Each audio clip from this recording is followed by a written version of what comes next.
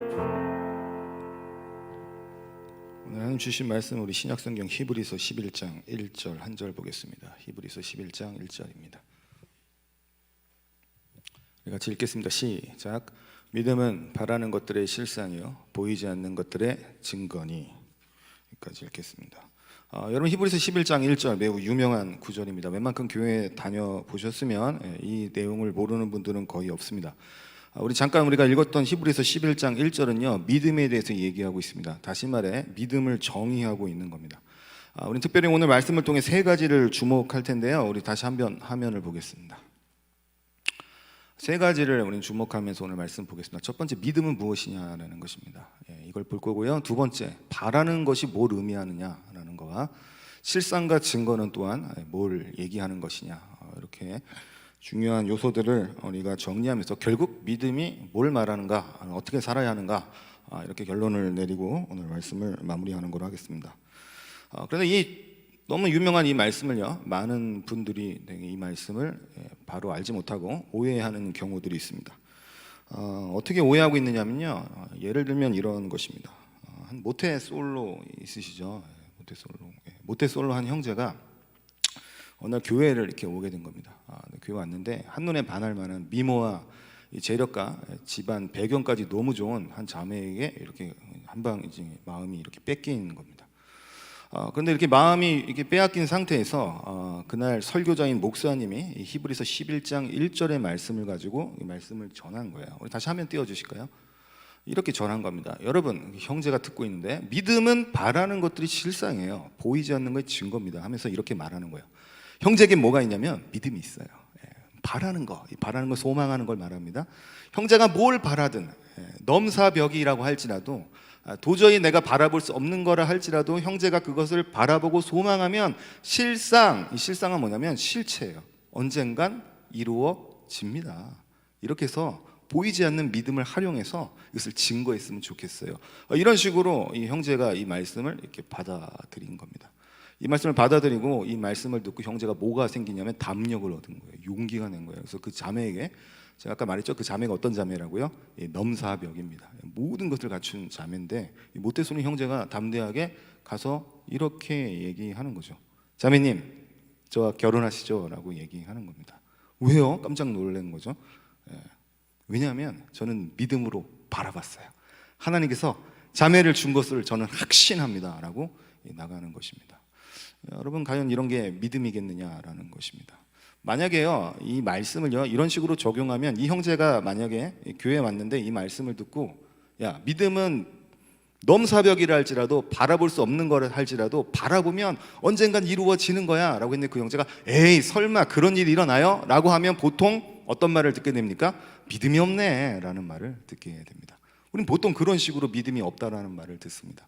좀 무모해 보이지만 그것을 내가 확신하고 나아가면, 야, 형제 믿음 있네, 자매 믿음 있네, 이렇게 얘기하고, 그것에 대해서 불안해하고 정말 그런 일이 일어날 거 약간 의심하면 믿음이 없네 정도로 여기게 된다는 것입니다. 그럼 오늘 말씀이 마찬가지라는 겁니다. 오해할 수 있는 건 뭐냐면요, 이 말씀을 있는 그대로 그냥 문자적으로 본다면 이런 식으로 대입시킬 수 있고, 이런 식으로 믿음을 우리가 잘못 생각할 수 있다는 것입니다. 그런데 히브리서 11장 1절을 잘못 생각하면 이렇게 믿음이 정의되는 것이죠. 우리 화면을 볼까요? 다음이요. 믿음을 오해하면 믿음을 이렇게 정의하게 되는 것입니다. 한번 같이 읽어볼까요? 시작. 믿음을 우리의 야망이나 꿈을 이루는 수단 정도로 여길 수 있다는 겁니다. 믿음에 대해서 우리가 잘 고민을 하지 않고 본문의 말씀을 어떤 것인지 이렇게 곱씹지 않으면 믿음을 이렇게 오해할 수 있다는 겁니다. 그냥 하나의 우리의 야망이 뭡니까? 내가 이루고 싶고 내가 되고 싶은 거죠. 꿈도 마찬가지입니다. 믿음을 수단 정도로 여기는 겁니다. 내 꿈을 이루기 위한, 내 야망을 이루기 위한, 내가 넘어서 볼 수 없는 넘사벽 같은 그런 일을 이루기 위한 믿음만 있다면 되는 것이다 정도로 생각하는 겁니다. 연봉 3천인 사람이요 이 믿음을 이렇게 오해하면 이렇게 되는 거죠. 이루어지지 않았다 할지라도, 야, 분명히 하나님께 내게 믿음을 주셔서 바라보라 그랬어. 난 3천이 아니라 곧 1년 후에 3억을 벌 거야. 되든 안 되든 간에 분명히 이건 이루어질 거야. 그래서 언젠간, 그래서 만약에 그 형제가 진짜 3억을 벌었습니다. 그러면 믿음을 이렇게 오해하는 거죠. 내가 바라고 원하면 이렇게 이루어지는구나 라는 것입니다. 보통 우리가 이렇게 믿음을 오해하는 이유가 뭘까요? 성경을 문맥을 보지 않고 하나의 절만 따로 빼내어서 보기 때문일 것입니다. 오늘 여러분 우리가 함께 보던 이 히브리서 11장 1절은요 문맥과 상관없이 갑자기 한 이 구절이 이렇게 툭 튀어나와서 그 툭 튀어나온 본문을 가지고 나온 게 아니라는 겁니다. 어느 순간에 11장 1절이 훅 튀어나온 게 아니라요 이 문맥을 통해서 이 11장 1절은 나오게 된 것입니다. 문맥을 바라보지 못하면 이게 믿음을 오해할 수 있다라는 건데요. 그럼 우리가 문맥을 좀 봐야 되는데요. 바로 앞절을 좀 볼 필요가 있습니다. 우리 성경 11장 1절에 바로 앞절에 10장 39절에 이렇게 믿음에 대해서 나오고 있는데요. 우리 10장 39절도 같이 보겠습니다. 읽겠습니다. 시작. 우리는 뒤로 물러가 멸망할 자가 아니요 오직 영혼을 구원함에 이르는 믿음을 가진 자니라. 히브리서 기자가 믿음에 대해서 이렇게 얘기하고 있어요. 첫 번째 우리라고 얘기합니다. 우리는 어떤 사람들이냐면 뒤로 물러가 멸망할 자가 아니래요. 뒤로 물러간다는 말은 뭐냐면요 우리가 예수 믿기 전의 상태를 말하는 겁니다. 예수 믿기 전의 신분, 예수 믿기 전의 상태 있죠. 제약된 바로 우리의 상태에 다시 돌아가는 자들이 아니라는 겁니다. 다시 돌아가면 멸망할 자라는 거죠. 도리어 우리는 어떤 자들이냐면요 이미 구원함에 이르는 뭐를 가진 자들이에요? 믿음을 가진 자라고 얘기합니다. 그러니까 앞으로 여러분이 어떤 일을 해서 이 믿음을 이렇게 우리가 얻는 것이 아니라 이미 영혼을 구원하는 구원함에 이르는 믿음을 우리가 소유한 자라고 얘기하고 있습니다. 어떻게 하면 믿음을 구원을 얻을 수 있느냐, 어떻게 하면 제삼을 받느냐를 본문은 얘기하고 있지 않고 이미 우리는 제삼을 받았다라고 얘기해요. 착한 일을 하면 앞으로 예배를 잘 드리면 여러분이 죄를 용서받을 수 있다고 얘기하지 않고요 이미 받았다 그리고 구원함에 이르는 믿음을 가진 자들이다 얘기합니다. 이렇게 얘기하고 나서 그 다음에 나온 얘기가 뭐냐면 우리 히브리서 11장 1절이에요. 우리 다시 히브리서 11장 1절을 볼까요? 이렇게 해석할 수 있는 거죠. 우리는 구원함에 이르는 믿음을 가진 자예요. 이미 믿음을 가졌어요. 이 믿음은 근데 어떤 내용을 담고 있냐면 바로 이 믿음은 바로 바라는 것들의 뭐예요? 실상이라고 얘기하고 보이지 않는 것들의 증거라고 얘기하고 있습니다. 우린 뒤를 돌아볼 수 있는 사람들이 아니라는 겁니다. 다시 과거로 돌아가지 않고요 이 믿음을 이미 소유했기 때문에 이 믿음의 내용대로 살아야 되는데 그 믿음의 내용이 뭔가 봤더니 첫 번째 믿음은 하고 나와서 뭐라고 나오냐면 정의를 하는데 바라는 것들의 실상이라고 얘기합니다. 여기서 바라는 것들은요 정확히 번역하면 뭐냐면 소망하는 것들이라는 거예요. 여러분 우리 안에 소망이 여러분 있으시죠? 성경은 얘기합니다. 우리가 소망하는 것들이 있다라고 해요. 근데 그 소망하는 것이 뭐라고 얘기하냐면 실상이라고 얘기합니다. 이 실상은 실체입니다. 다시 말해 뜬구름 잡는 어떤 명사로 그냥 있는 게 아니라요 실제적인 것, 우리가 손에 쥘 수 있는 것, 이미 우리가 경험할 수 있는 것이라고 성경은 얘기하고 있습니다. 보이지는 않지만 그러나 이 실체를 붙잡고 사는 것이 뭐라고 얘기하냐면 증거라고 얘기합니다. 그렇다면 우리가 여기서 알아야 될 건 이거죠. 우리가 믿음은 이미 구원함에 이른 거라고 우리가 배웠다면 바라는 것, 그럼 우리가 소망하는 대상이 무엇이냐를 또 정확히 알 필요가 있습니다. 성경에서 지금 말하고 있는 소망의 대상은요 아까 제가 얘기한 우리의 야망이나 우리 꿈이 아니라고 했습니다. 다시 얘기합니다. 여기서 말하는 소망하는 것, 바라는 건요 우리의 야망이나 꿈을 얘기하지 않습니다. 그럼 여기서 말하는 우리의 소망의 대상, 바라는 것은 바로 무엇이냐? 오늘 바로 또 앞달락에 10장에 보면요 10장 36절을 보겠습니다. 10장 36절 우리 같이 읽겠습니다. 시작. 너희에게 인내가 필요함은 너희가 하나님의 뜻을 행한 후에 약속하신 것을 받기 위함이라. 여러분 우리가 소망하는 것, 우리가 바라는 것이 무엇인지 그 대상에 대해서 히브리서 기자는 얘기하는데 그게 뭐냐면요 약속하신 것이라고 얘기하고 있습니다. 우리가 바라봐야 될 게 있어요. 우리가 소망하는 것이 있습니다. 그것이 뭐냐면 하나님이 우리에게 약속하신 것, 이거 바라보고 살아야 된다는 거예요. 근데 이거 바라보고 사는데 필요한 게 있대요. 그게 뭐예요? 인내가 필요하다는 겁니다. 그냥 바라봐서 되는 것이 아니라 때론 이 약속을 기다리고 바라는 데 있어서 우리에게 뭐가 필요하다는 거예요? 인내가 필요하다는 겁니다. 근데 저 약속한 거는요 뜬구름 잡는 얘기가 아니라 제가 아까 뭐라고 얘기했어요? 실체, 손에 쥘 수 있는 거라고 얘기합니다. 여기서 말하는 약속하신 것은 무엇이냐면요 영원한 기업을 얘기합니다. 즉 영원한 하나님의 나라, 영원한 우리의 생명을 얘기합니다. 다시 믿음을 정의하면 이거죠. 믿음은 뭐래요? 바라보는 것의 실상이랍니다. 소망하는 게 있는데 그 소망하는 게 뭐예요? 하나님께서 우리에게 영구적으로 약속하신 영원한 기업이에요. 이것을 우리가 바라보고 소망할 때 그게 우리에게 뭐가 된다고요? 실체가 된다, 진짜가 된다라고 얘기하는 것입니다. 이것에 대해서 믿음을 이렇게 정의하고 있습니다. 근데 문제는 바로 이것입니다. 많은 분들이요 믿음을 저는 이렇게 얘기할게요. 믿음은요 뜬구름 잡는 얘기가 아니라요. 믿음엔 세 가지 요소가 있습니다. 제가 몇 번 얘기했던 것 같은데 믿음은 3요소가 있어요. 세 가지 요소가 들어갈 때 하나의 믿음으로 결합이 됩니다. 첫 번째가 뭘까요? 믿음은 지성을 사용합니다. 지식이 들어가요. 두 번째 뭐냐면 그 지식을 사용한 거에 동의가 필요합니다. 지식, 동의. 동의만 있어서 되는 게 아니라요. 그 동의한 걸 뭐하며 살아가야 되냐면 신뢰하며 살아가야 됩니다. 세 가지가 함께 갈 때 그걸 뭐라고 얘기하냐면 하나님이 주신 믿음이라고 얘기해요. 자, 첫 번째 뭐가 들어간다고요? 지식이 들어가요. 두 번째 동의해야 돼요. 세 번째 뭐 해야 됩니까? 신뢰해야 됩니다. 이게 믿음의 3요소예요. 이게 믿음이라고 우리는 얘기합니다. 근데 많은 분들이요, 믿음을 어디까지 우리가 여기며 살까요? 보통 여러분 정도 교회 신앙생활 10년 이상 한 분이라고 한다면요, 지성은 분명히 알 겁니다. 믿음으로 우리가 뭘 얻었는지 알죠. 구원함을 얻었는지 여러분은 분명히 알 거고요, 영원한 기업을 물려받을 약속이 있다는 것도 여러분 지적으로 알 겁니다. 아는 정도로 끝나는 게 아니라 여러분은 뭐까지 했을까요? 동의까지 했습니다. 근데 마지막 세 번째, 여러분 그 말씀을 정말 신뢰하냐라는 겁니다. 안타까운 건 이겁니다. 우리가 믿음을, 엄청난 믿음이라는 이 선물을 우리가 부어받은 사람들입니다. 가지고 있고 하나님이 선물로 받은 거예요. 이건 우리가 어떤 무언가를 해서 받은 게 아닙니다. 네, 여러분 이 믿음을 가지고 있는데 여러분 어떻게 요즘 삶을 살고 계십니까? 막 활력이 넘치십니까? 막 기쁨이 넘치고 이 믿음을 소유했기 때문에 막 누군가에게 알려주고 싶고 막 자랑하고 싶고 막 그런 마음이 생기십니까? 아니면 그래, 내가 알겠는데, 이 믿음이 뭔지 지적으로 알겠는데, 동의도 하겠는데, 여전히 내 마음은, 여전히 내 소원은 내 야망에 있고 내 꿈에 있고, 그것이 이루어지면 기쁘고 그것이 안 이루어지면 절망에 빠지고 좌절에 빠지고 있다면 여러분 믿음에서 정말 실제적으로 오해하고 있는 것이라는 것입니다. 근데 많은 분들이 믿음을 뭘로 여기냐면요, 품사로 만약에 친다면 명사로 여긴다는 겁니다. 믿음을 명사로 여겨요. 움직이지 않는 그냥 하나의 명사로 여기는 겁니다. 그래서 우리 삶에 어떠면 아무런 일도 일어나지 않는 것입니다. 전 만약에 품사로 믿음을 표현한다면 저는 정확하게 이렇게 말하고 싶습니다. 동사입니다.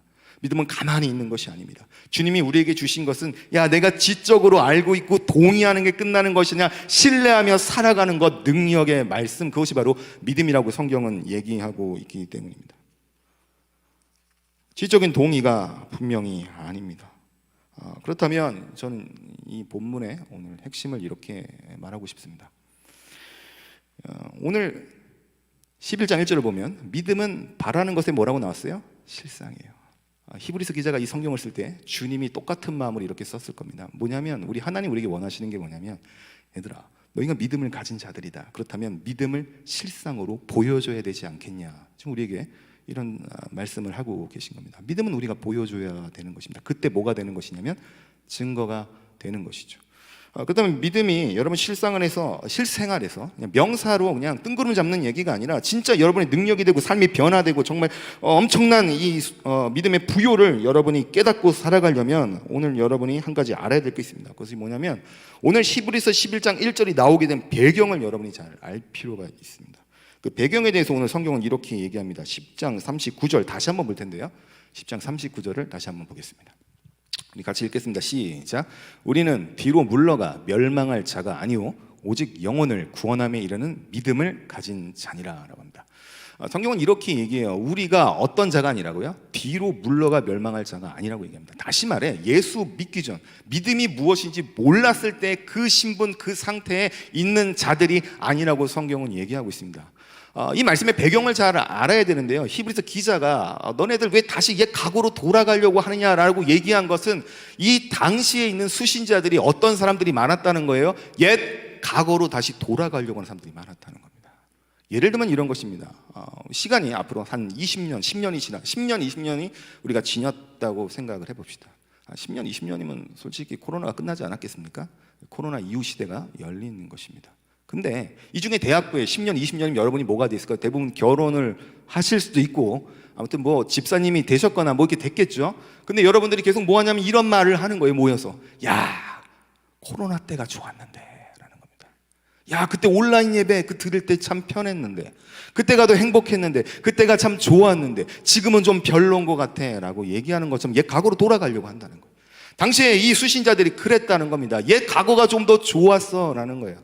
그렇다면 이 수신자들, 다시 뒤로 물러가 멸망할 길로 가는 이 사람들이 정확히 누구냐라는 걸 우린 분명히 알아야 돼요. 이들이 누구냐면 유대교 그리스도인입니다. 유대인인데 그리스도인이 된 사람들이에요. 여러분, 그리스도인이 된다는 건 이 시대, 로마 시대 때 그리스도인이 된다는 건 전부 다 유대인들이 개종해서 그리스도교로 바뀌는 거죠. 전부 다 처음엔 다 어떤 종교를 가졌어요? 유대교입니다. 당시에 메이저리티 종교는 바로 어디냐면 유대교죠. 절대 개신교, 기독교가 아닙니다. 소수의 사람들만 겨우겨우 믿는 게 바로 개신교, 기독교, 예수 그리스도를 믿는 사람들이죠. 대다수가 유대교였는데요, 문제가 생깁니다. 어떤 문제가 생기냐면 사도행전 18장 1, 2절, 특히 사도행전 18장 2절에 보면요, 이런 문제가 생겨요. 당시에요, 이 유대인들이 개종을 해서 그리스도인들이 했는데, 이 개종한 그리스도인들이 핍박이나 여러 가지 환란 때문에 흩어집니다. 흩어져서 어디로 가냐면 예루살렘, 즉 이 이스라엘이 아니라 이 로마에도 가고 소아시아 지역에도 흩어지는데, 특별히 오늘 여기서 말하는 지역은 바로 로마입니다. 유대인들이 개종해서 그리스도인들이 했는데 일부 어디서 산다고요? 로마에 살고 있어요. 그 당시에 로마의 황제가 있는데, 그 로마의 황제 이름이 뭐냐면 글라우디오입니다. 이 글라우디오가요, 문제가 하나 생겼는데, 유대인들 사이에서 메시아가 누구냐에 대한 논쟁이 일어나기 시작합니다. 근데 대다수가 누구라고요? 유대교로잖아요. 로마 황제가 정치적으로 어디 편에 서야 여러분 이게 잘 이게 해결되겠습니까? 로마 황제 정치적으로 보면 당연히 대다수가 믿는 유대교 편을 들어줘야 되는 겁니다. 그래서 글라우디오가 정한 게 뭐냐면, 유대교 그리스도인들을 뭐하기로 작정하냐면 이들을 내가 추방해야겠다라는 겁니다. 정치적으로. 그래서 어떤 명령을 내리냐면 추방 명령을 내려요. 그리스도인들, 로마에 살고 있는 그리스도인들 여기 다 떠나라라는 겁니다. 여러분 생각을 해보세요. 내가 만약에 미국이나 어떤 나라에 이민을 가서 이제 좀 터잡고 살아가려고 하는데 갑자기 한국인들은 다 떠나라고 한다면 여러분 이거 엄청난 고난이죠. 말로 할 수 없는 것입니다. 떠나게 되는 상황이 일어납니다. 이뿐만 아니라 이런 일도 벌어지는데요. 다음도 한번 볼까요? 우리 또 10장 33절도 읽어볼게요. 이들이 겪었던 여러 가지 어려움들입니다. 추방만 당한 게 아니라 히브리서 10장 33절은 또 이렇게 얘기하고 있습니다. 같이 한번 읽어보겠습니다. 시작. 혹은 비방과 한난으로서 사람에게 구경거리가 되고. 당시에 그리스도인들이 어떻게 살았느냐를 보여주는 거예요. 로마 시대 때 어떻게 살았냐면 추방만 당한 게 아니라 비방을 받았습니다. 그리스도인은 이유 하나 때문에. 환란이 있었어요. 사람들이 뭐가 됐다고요? 구경거리가 됐습니다. 야, 그리스도인들 너네들 아주 그냥 한번 당해봐라. 너네들 추방당하고 너네 어디까지 멸망하나 보겠다라고 조롱거리 되고 웃음거리 되고 구경거리가 되었다라는 겁니다. 우리가 지금 살아가는 시대에 교회라는 곳을 내가 다니고 예수를 믿는다는 것을 떳떳하게 좀 증거하기 어려운 시대라고도 얘기합니다. 근데요, 아무리 지금이 어렵다고 한다 할지라도요, 로마 시대랑 비교한다면 이것은 비교 대상이 되지 않습니다. 우리는요 그냥 창피한 거죠. 내가 어쩌면 기독교인이라는 게, 내가 어쩌면 교회를 다니는 게 이 비대면 시대 가운데 뭐 이런 정도일지 모르겠지만 저 당시에는 목숨을 걸었습니다. 여러분, 누가 요즘에 코로나 시대에 목숨 걸고 예수 믿는 사람이 있습니까? 없죠. 당시 로마 시대의 그리스도인들, 개종한 그 소수의 그리스도인들은 목숨을 걸었어요. 비방이 있고요, 환란이 있고요, 그리고 심지어 조롱이 있고 죽음, 추방까지 당하는 상황에 있었습니다. 그래서 나오게 된 말씀이 바로 오늘 히브리서 10장 39절이죠. 다시 한번 볼까요? 10장 39절. 이 배경을 이해하면 39절이 다르게 다가오는 거죠. 다시 읽겠습니다. 시작. 우리는 뒤로 물러가 멸망할 자가 아니요 오직 영혼을 구원함에 이르는 믿음을 가진 자니라. 이런 상황이다 보니까 그리스도인들이 뭐가 생기냐면 다시 뒤로 가고 싶은 거예요. 괜히 믿었나 봐. 뭐가 좋은 거예요? 유대교가 더 좋았는데. 이런 핍박이 있다는 건 예배를 떳떳하게 드렸다는 거예요? 못 드렸다는 거예요? 못 드렸다는 거죠. 어떻게 드렸을까요? 숨어서 드렸겠죠. 근데 유대교는 어떻게 드릴 수 있어요? 당당하게 드릴 수 있습니다. 유대교는 뭐가 있는 줄 알아요? 의리의리한 성전이 있어요. 그리스도교, 이제 막 생긴 개신교는 뭐가 있어요? 교회가 없죠. 성전이 없어요. 가정에서 예배 드렸습니다. 숨어서 예배 드립니다. 지칠만 하죠. 여러분, 만약에 우리가 계속 이렇게 숨어서 혹은 같이 이렇게 소그룹도 할 수 없는 상황이 열린다고 합시다. 과거가 그립죠. 과거에 그렇게 마음껏 수련회도 하고 마음껏 놀러도 가고 마음껏 단기 선교도 갔던 그 시절이 그리워지는 것처럼, 내가 왜 믿었지? 내가 이렇게까지 신앙생활 해야 되나? 이런 생각이 드는 겁니다. 특별히 온라인 예배를 편하게 있는 분, 제가 편하게 있다라고 이게 단정 짓는 것은 아니지만 뭐 어쩔 수 없이 예배 드리는 분도 있겠지만, 정말 편안함 때문에 핑계거리로 그냥 온라인 예배 드리는 분과 여러분이 어떻게든 여기 나와서 예배 드리려고 하는 사람들 만약 있다면 차이가 있겠죠. 이렇게 나와서 예배 드리는 정성이 있는 분들은 그런 생각 한 번쯤 하지 않겠습니까? 나는 왜 이렇게 해야 되지? 나도 편안하게 예배 드릴 수 있는데. 옛 과거로 돌아가고 싶은 것입니다. 이게 지금 이들의 상황인 거죠. 그 상황에 대한 해결책에 대해서 그래서 오늘 히브리서 기자는 11장 1절에 이렇게 얘기하는 거죠. 우리 다시 한번 히브리서 11장 1절을 한번 보겠습니다. 우리 히브리서 11장 1절입니다.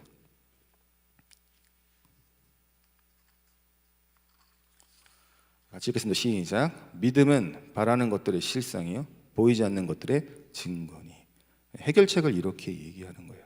너네가 지금 잘 모르는 것 같은데 옛 과거로 돌아가려고 하는 건데 너네한테 하나님이 선물로 주신 게 있는데 그게 뭐냐면 믿음이야.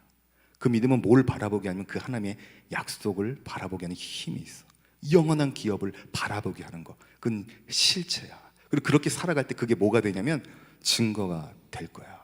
너네가 가지고 있는 거 다시 한번 떠올려봐 라고 얘기하고 있는 것입니다. 사랑하는 대학부 여러분, 여러분은 이 믿음을 어떻게 활용하고 또 어떻게 살아가고 계십니까? 혹시 여러분도 코로나와 여러 가지 어려운 상황 때문에 무기력함에 빠지고 신앙생활하고 있지 않은지를 돌아봤으면 좋겠습니다. 당시에 로마에 살던 유대인들이 바로 이 무기력증, 즉 집단 무기력증에 빠져 있었다는 것입니다. 믿음이 있는데 믿음을 잊어버리고 사는 거예요. 약속이 있는데 그 약속을 잊어버리고 사는 거예요. 그리고 뭐만 바라보냐면 내 야망과 내 꿈은 왜 안 이루어지? 이렇게 한탄하고 옛 과거로만 돌아가려고 하는 것입니다. 오늘 많은 젊은이들에게 전 도전했으면 좋겠어요. 젊다는 건 뭐냐면 도전해야 되는 거죠. 가만히 있고 아무 생각 없이 그냥 믿음을 지적으로 동의한다면 정말 아무 일도 일어나지 않을 것입니다. 오늘 히브리서 기자는 그걸 얘기하는 거예요. 가만히 있을 것이냐 아니면 여러분 이 믿음이 얼마나 부유한 것인지를 여러분 보여주며 살겠습니까? 라고 얘기하는 겁니다. 그리고 오늘 히브리서 기자는 이렇게 얘기하는 거예요. 이렇게 집단 무기력증에 빠져있는 자들에게 믿음이 주는 부유함이 얼마나 큰지, 얼마나 큰 능력인지를 증명하기 위해 믿음의 조상들을 소환하고 있습니다. 여러분 아시겠지만 히브리서 11장은 무슨 장이라고 불려집니까? 믿음의 장이라고 불려지죠. 믿음의 조상들이 어떻게 살았는지를 잘 얘기하고 있습니다. 믿음의 조상들을 소환하고 있습니다. 특별히 그 믿음의 조상들 중에서 저는 모세를 한번 살펴볼 텐데요.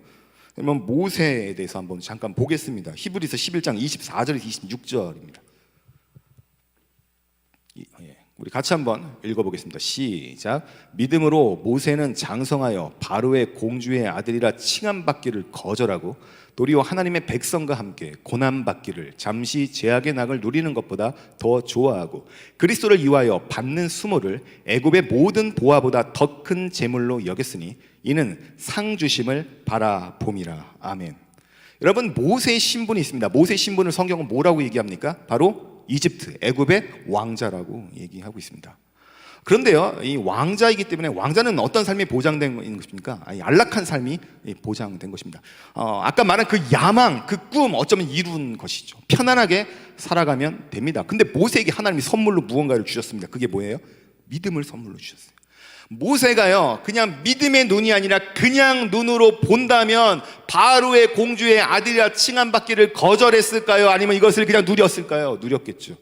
믿음의 눈으로 보니까 이 바로의 공주의 아들 왕자라는 게 대단해 보이지 않은 것입니다. 여러분 예수를 진짜로 믿으면 내가 지금 가지고 있는 신분, 내가 이 스펙을 얻기 위해서 밤을 새며 지새며 얻은 것들이 때때로 아무것도 아닌 것처럼 여겨질 때가 있습니다. 그래서 오늘 여기 나오는 모세는 믿음으로 그걸 뭐 하기로 작정했냐면 거절하기로 작정했다고 합니다. 거절하고 뭘 봤기 때문일까요? 믿음으로 이걸 바라봤어요. 25절인데 그것이 뭘 바라봤냐면 나는 도리어 하나님의 백성과 함께 뭐 하기를요? 고난받는 게 더 낫겠다는 겁니다. 애굽에 있으면 고난을 많이 받죠. 이집트에 있으면 노예로 있기 때문입니다. 근데 이들과 함께 고난받는 것이 훨씬 더 내 편안함, 제약을 누리는 것보다 더 좋다랍니다. 이유는 뭘까요? 26절이 그 이유를 말해 줍니다. 왜 이 편안한 삶을 모세가 포기했느냐? 26절 그리스도를 위하여. 누구 때문에요? 이 그리스도는 구약에 없었죠. 앞으로 오실 예수 그리스도를 모세는 믿음의 눈으로 바라봤다는 겁니다. 그리스도를 위하여 받는 뭐를요? 수모가 있습니다. 예수님의 뜻대로 살아가면 오늘날 젊은이들에게 뭐가 있을까요? 수모가 있을지 모르겠습니다. 부끄러움이 있을지 모르겠습니다. 창피할 것 같고 여러분 말로 하면 좀 쪽팔리는 일들이 벌어질지도 모르겠습니다. 그런데 그 차라리 그 수모가 뭐보다 낫대요? 우리가 가지고 있는 야망, 우리가 가지고 있는 꿈, 그 어떤 보아, 내가 정말 명문대학을 가기 위해서 그렇게 대단한 노력을 한 그 보아보다도 더 큰 재물로 여겼다고 나옵니다. 그리고 뭘 바라봤습니까? 주님의 상을 바라봤어요. 쉽게 말해서 모세가 현재의 편안함을 거절하고 하나님 뜻대로 살아가기를 작정한 이유는 뭐를 바라봤다는 겁니까? 더 큰 거, 더 좋은 거, 더 가치 있는 걸 바라봤다는 겁니다. 주님이 상 주십니다. 이 상은요, 세상에서 얻는 그 모든 보화보다 훨씬 더 큰 거라는 겁니다. 그래서 히브리서 이런 유명한 말이 있죠. 다음 절 보겠습니다. 다음 절 보겠습니다. 같이 한번 읽겠습니다. 시작. 믿음이 없이는 하나님을 기쁘시게 하지 못하나니 하나님께 나아가는 자는 반드시 그가 계신 것과 또한 그가 자기를 찾는 자들에게 상 주시는 임을 믿어야 할지니라. 아멘. 여러분, 믿음이 없다면 뭐를 기쁘게 할 수 없다고요? 하나님을 기쁘게 할 수 없습니다. 여러분이 명문대학을 가든 여러분이 정말 좋은 회사에 취업하든 그거로 기쁘게 하는 게 아니라, 여러분이 성공한 걸 가지고 하나님을 기쁘시게 하는 게 아니라 믿음의 눈으로 바라볼 때 하나님을 기쁘시게 한다는 겁니다. 그 믿음의 내용이 뭐냐? 두 가지입니다. 하나는 하나님이 계시다는 거예요. 따라서 믿음은 하나님이 계신다는 것과 상 주신다는 것을 믿는 것이다. 여러분, 이 땅에 오늘 살아가는 사람들 중에서 이런 말이 있습니다. 실천적 무신론자라는 말이 있어요. 여러분, 실천적 무신론자라는 말이 무슨 말인지 압니까? 무신론이라는 건 신을 믿지 않는다는 거죠. 신의 존재를 인정하지 않는 거예요. 근데 실천적 무신론자는 뭐냐면요, 이런 거예요. 나는 신의 존재를 부정하지 않아. 말로 이렇게 한다는 겁니다. 실천적 무신론자라는 말은 말로는 이렇게 얘기합니다. 나는 예수를 믿고 예수가 나의 죄를 사해줬고 예수가 나에게 영원한 기업을 준 것을 믿습니다라고 말은 고백하지만 실제 삶을 들여다보니까 뭐가 없는 것처럼 사냐면 그가 계신 것, 하나님이 계신 것처럼 살지 않는다는 거예요. 영원한 하나님의 상을 바라보지 않고 이 땅에 단편적으로 이루어질 야망과 꿈을 향해만 가는 사람들, 이 사람들 뭐라고 한다고요? 실천적 무신론자들이라고 얘기합니다. 여러분, 혹시 실천적 무신론자들로 무능력하게 살아가고 있지 않은지를 돌아봤으면 좋겠습니다. 두 가지를 여러분 아셔야 됩니다. 하나님 진짜 계십니다. 존재하십니다.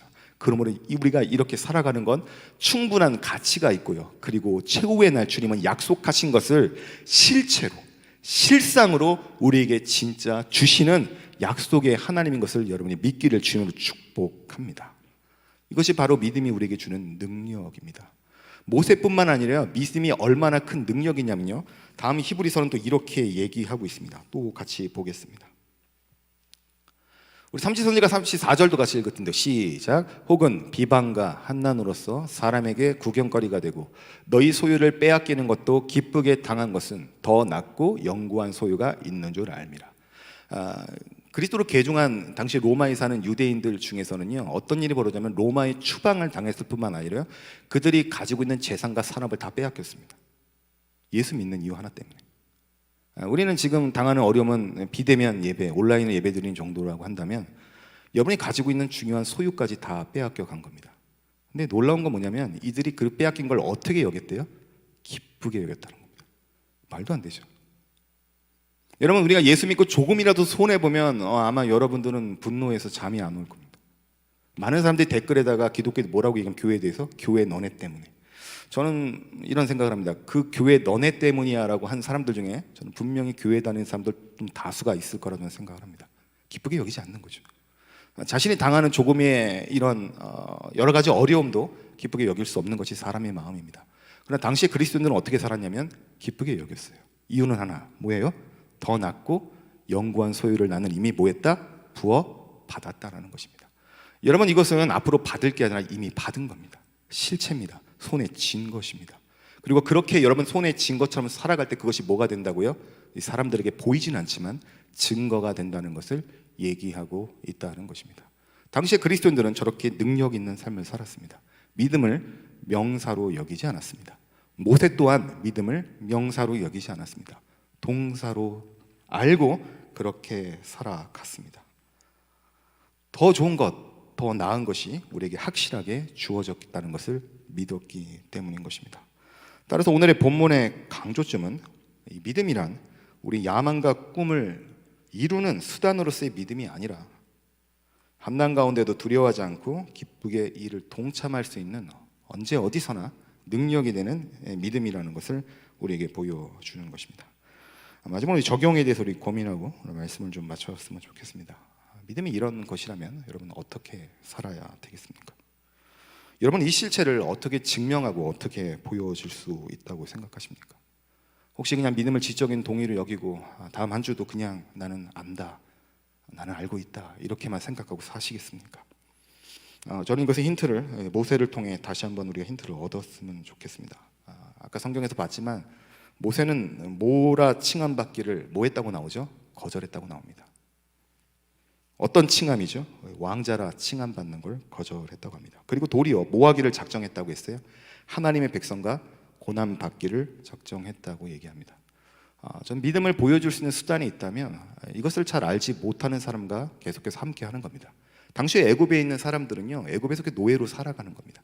어쩌면 길들여져서 평생 그것에 살고 싶었을지도 모르겠습니다. 근데 모세는 그 말 안 듣는 이스라엘 백성을 향해서요 뭐 했냐면, 야 애굽에 있을 수 없어, 하나님이 구원하신대, 야 애굽에서 나가자고 끌어갔다는 겁니다. 사람들이 말을 잘 들었을까요? 성경에 보면 모세 말 진짜 안 들었거든요. 오늘도 마찬가지입니다. 우린 믿음이란 부여함을 가지고 있는 사람들입니다. 주님이 원하는 게 있어요. 믿음은 명사가 아니라 동사. 이걸 모르는 사람에게 전해라 라고 얘기합니다. 근데 전할 때 어떤 일이 벌어지나요? 막 사람들이 환영해 주나요? 우리가 전하는 복음을 보고 와 나에게 이런 걸 전해주는 군, 나를 신방 오셨군요, 와 나한테 이렇게까지 복음을 전해주는 분들이 있군요, 이렇게 합니까? 환영하지 않습니다. 도리어 우리를 부끄럽게 만드는 말들을 하고요, 우리를 비방합니다. 때로는 우리를요 구경거리, 우리 구경꾼처럼 우리를 무슨 동물원에 있는 원숭이 마냥 쳐다볼 때도 있습니다. 그래서 용기가 나지 않습니다. 무섭습니다. 모세도 똑같았겠죠. 그러나 모세는 뭘 봤어요? 더 나은 것을 봤습니다.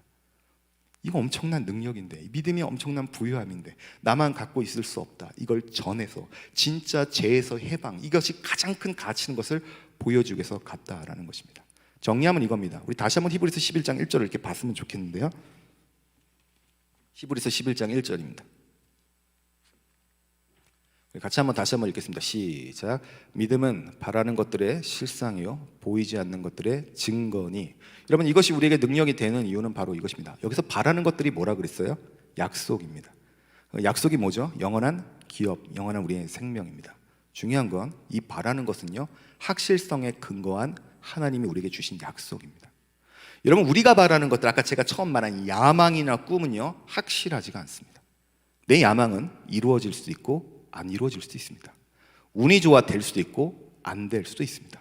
또 설사 내가 내 야망을 이루었다 해도 그 야망은 영원히 가지 않습니다. 연봉 3천이 아니라 3억을 번다 해도 3억은 영원히 가지 않습니다. 곧 사라지고 없어질 것, 무가치한 것들로 바뀌는 것이 돈이죠. 근데 주님이 우리에게 바라는 건요 가능성에 근거하지 않습니다. 될 수도 있고 되지도 않을 수도 있다. 여러분이 열심히 뭔가를 하면 되고 열심히 안 하면 안 되는 것이 아니라 확실성. 왜 확실합니까? 그리스도가 십자가를 지심으로 얻은 것이기 때문입니다. 어떤 것도 저 바라는 것들을 빼앗을 수 없습니다. 우리가 바라는 건요 누군가가 탈취해 갈 수 있어요. 여러분, 내가 엄청난 것을 내가 열심히 돈을 벌었지만 그 누군가가 탈취해 갈 수도 있는 것입니다. 하지만 주님이 우리에게 영원한 저 약속은 어느 누구도 탈취해 갈 수 없습니다. 왜냐하면 확실성에 근거한 진짜 실체이기 때문입니다. 그러면 우리는 그 실체를 알고 이것을 증거하는 한 주간이 되었으면 좋겠습니다. 모세처럼 여러분 죄를, 내 지금 편안함을 안주하고 그 낙을 즐기는 삶이 아니라 바로 하나님의 백성들, 아직 그것을 잘 모르는 사람들과 함께 고난받는, 설사 내가 비방받는다 할지라도, 누가 알아주지 못한다 할지라도 증거하는 것입니다. 만약에 여러분이 인생을 살면서 누군가에게 이런 질문을 받는다면 저는 여러분이 예수를 정말 잘 믿는 거라 생각합니다. 여러분이 만약에 누구도 알아주지 않고 환영하지 않는 저 일, 사람에게 복음을 전하는 일을 하다 보면 좋은 얘기 듣지 못하죠. 근데 계속 그걸 지속적으로 하잖아요. 그럼 상대방이 이런 질문을 할 때가 있습니다. 만약에 제가 그렇게 한다면, 목사님 왜 이렇게 하세요? 라는 말을 하게 될 때가 있습니다. 이해가 안 된다는 거예요. 저를 왜 저를 맨날 찾아오시고 저한테 왜 선물을 주고 왜 이렇게 하죠? 한두 번 하고 말 줄 알았는데 꾸준히 하는 이유가 뭐죠? 이유는 간단합니다. 뭡니까? 더 나은 것, 영원한 것, 믿음은 능력이기 때문에 이것을 안전할 수가 없는 것이죠. 여러분, 만약에 제가 그 친구한테 그런 말을 했다면 이 친구가 예수를 믿으려는 마음이 생길까요? 안 생길까요? 생기죠. 궁금해집니다. 도대체 믿음이 뭐길래 저 사람들은 저렇게 희생할까? 도대체 믿음이라는 부여함이 얼마나 큰 거길래 저 사람들의 있는 가치, 저 사람들이 가지고 있는 것조 저렇게 기쁘게 여기면서 나눠줄까라고 생각하는 것입니다. 믿음을 증명하고 싶으십니까? 무기력한 삶이 아니라 정말로 여러분 활력 있는 삶으로 변화되길 원합니까? 그렇다면 뭘 하든 여러분 뛰시길 바랍니다. 누굴 만나든 누구한테 전하든 그것이 전혀 가능하지 않을 것 같아 할지라도 가십시오. 믿음은 능력이라 했습니다. 믿음으로 살면 두려움을 이깁니다. 믿음으로 살면 여러분, 내가 감옥에 갇혀 있다 할지라도 두려워하지 않고 즐거워할 수 있다고 오늘 성경은 얘기하고 있습니다. 그렇습니다. 믿음은 여러분, 바라보는 것의 실상, 실체고 보지 못하는 것의 증거입니다. 이것을 증명하는 여러분 한 주가 되길 주님으로 바랍니다. 그래서 오늘 결론, 믿음을 정리하면 이런 것이죠. 우리 마지막 한번 읽고 같이 기도하는 시간 가졌으면 좋겠습니다. 믿음을 정리하는 화면 한번 보이겠습니다. 같이 한번 읽어볼까요? 시작. 믿음은 우리의 야망이나 꿈을 이루는 수단이 아니다. 믿음은 확실성에 근거한 하나님의 약속을 최고의 가치로 바라보며 살아가는 것이다. 아멘. 여러분, 우리에게 그 믿음이 주어졌습니다. 어렵고 힘든 일이 올 때마다 어떤 상황과 환경에도 확실성에 근거한 하나님의 약속을 최고의 가치로 여기며 살아가는 저와 모든 대학부 여러분들 에게 주는 축복합니다. 우리 같이 기도하겠습니다.